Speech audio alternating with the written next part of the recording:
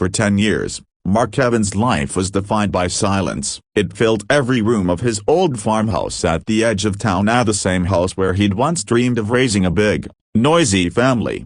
His wife, Sarah, had passed when their baby was just 2 months old. He buried both dreams and laughter in the same winter. Since then, the only voices Mark heard were those in the static of late-night talk shows he left playing in the background just to feel less alone.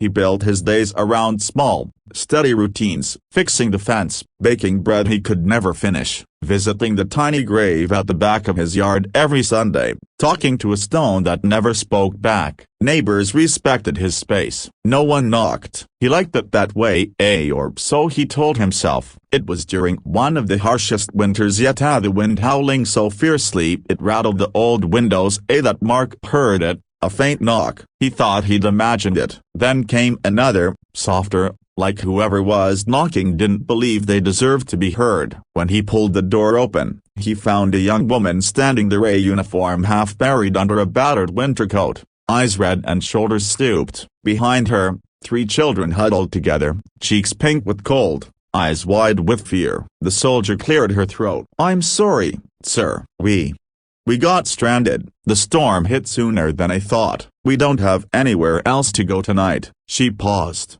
then added in a whisper, "Please, can we stay?" Mark stared at her, at the kids shivering behind her. Old instincts flickered inside him, the part that remembered how it felt to hold a baby at 3 a.m., the part that knew how to build a fire just right so a child wouldn't wake up cold. He opened the door wider. "Come in." That night, the silence left. He set up blankets by the fireplace, gave the youngest a mug of cocoa with too many marshmallows, just the way Sarah used to make it for him. The kids told him their names in tiny voices: Jake, who was 9 but acted older, Emma, 7, who clung to a threadbare stuffed rabbit, and Tyler, barely 4, who kept crawling into his mother's lap.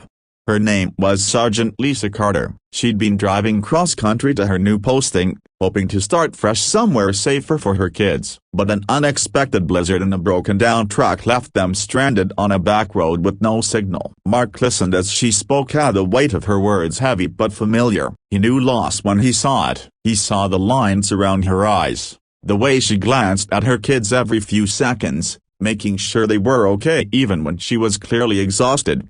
In the middle of the night, Mark found himself standing by the fire, watching the kids sleep. He could almost see his own baby's crib by the same hearth, long gone now. When morning came, the storm had buried the driveway in 3 feet of snow. They couldn't leave, so they didn't. Not that day, not the next. Mark cooked pancakes, fixed the old snow boots Lisa found in a box by the door, and showed Jake how to stack logs for the fire. One evening, while Lisa helped him braid her hair, Mark heard giggles echo through the house, a real, innocent laughter that warmed the coldest corners of his heart. A week turned into 2. The roads were cleared, but they stayed. Mark never asked why. He didn't have to. One morning, Lisa stood by the kitchen window, coffee in hand. She looked at him, really looked. "I don't know how to thank you for this. I don't think you know what you've done for us." Mark shook his head. "No, Lisa, I think you saved me, too." In the spring, when flowers pushed through the snow drifts around the tiny grave, Mark didn't go alone. Lisa stood beside him, head bowed, her hand resting on his shoulder while Jake placed a drawing on the stone, a stick figure family holding hands in front of a farmhouse. When they walked back to the house, the kids ran ahead, chasing each other through the fields. Mark stopped halfway to the porch. "Stay," he said, his voice steady but soft. "If you want to." Lisa turned to him, eyes brimming. "Are you sure?" "It's a lot to ask." He smiled, a real smile, the first in years. "It's not. It's home. It always needed a family to make it right again." That night, the house was alive, with giggles echoing down the hallway, bedtime stories whispered under blankets, a mother's soft humming drifting through the open door of what used to be a guest room. And Mark, sitting by the fire, felt it deep in his bones, that sometimes, it takes one desperate whisper on a winter's night to remind a lonely man that family can still find him, even when he thought it never would. He wasn't alone anymore.